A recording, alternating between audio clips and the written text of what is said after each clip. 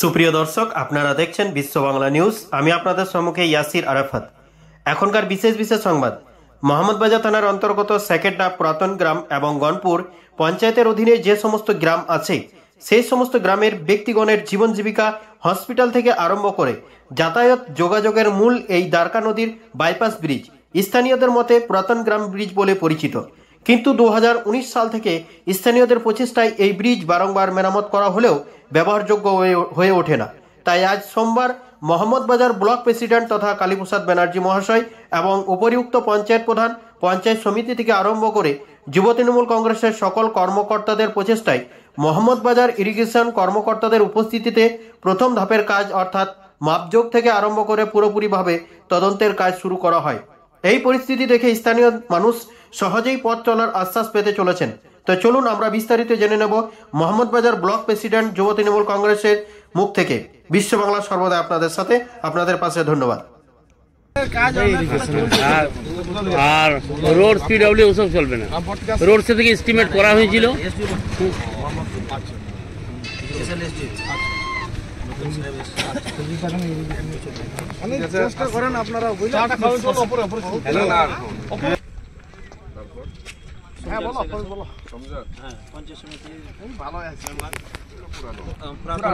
পুরানা গ্রামও বলে, পুরানা গ্রামই বলে।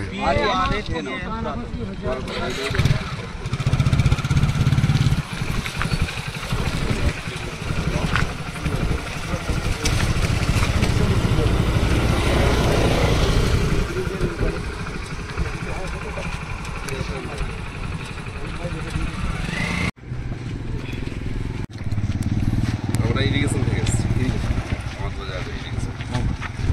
তো আমাদের ডিপার্টমেন্টকে একটা রিপোর্ট দিতে হবে, তার রিগার্ডিং যা মেজারমেন্ট নেওয়ার ছিল সেগুলো নিলাম।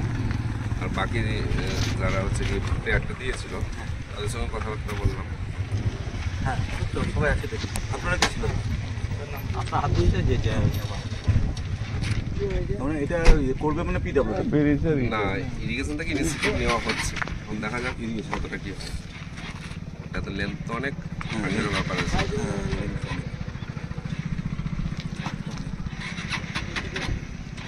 ঠিক আছে, আমার হয়ে গেছে কাজ, সমস্ত মেজারমেন্ট হয়ে গেছে।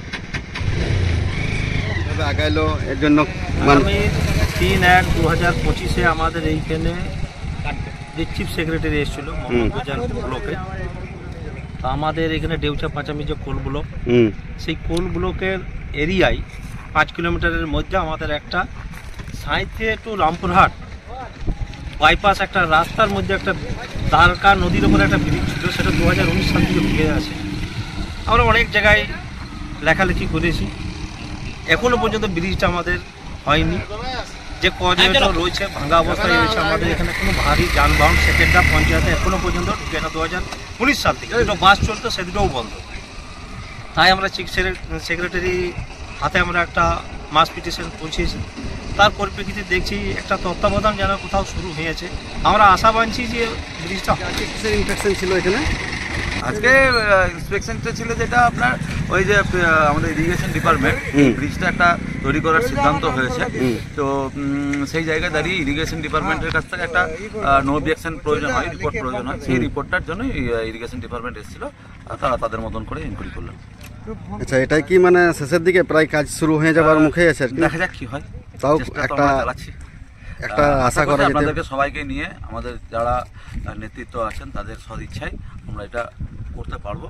এবং এখানকার যারা তৃণমূল কংগ্রেসের কর্মীরা আছেন, প্লাস শুধু তৃণমূল নয়, সমস্ত জনসাধারণদেরই ঐকান্তিক ইচ্ছা হচ্ছে এই ব্রিজটা হোক। এই ব্রিজটা সত্যি খুব গুরুত্বপূর্ণ এবং অত্যন্ত জরুরি। তো সমস্ত জনসাধারণদের স্বার্থে আমরা চেষ্টা চালাচ্ছি যাতে তত তাড়াতাড়ি সম্ভব এই ব্রিজটা করার।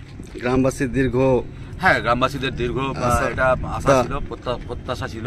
তো আমাদের নেত্রী মমতা বন্দ্যোপাধ্যায় মানুষের স্বার্থ কথায় সবসময় মাথায় রাখেন এবং মানুষের স্বার্থে যিনি কাজ করে যান, সেজন্য আমরা দিদির কাছে আশাবাদী এবং আমাদের নেতৃত্বদের কাছে আশাবাদী যে এই কাজটা আমাদের দ্রুত হবে।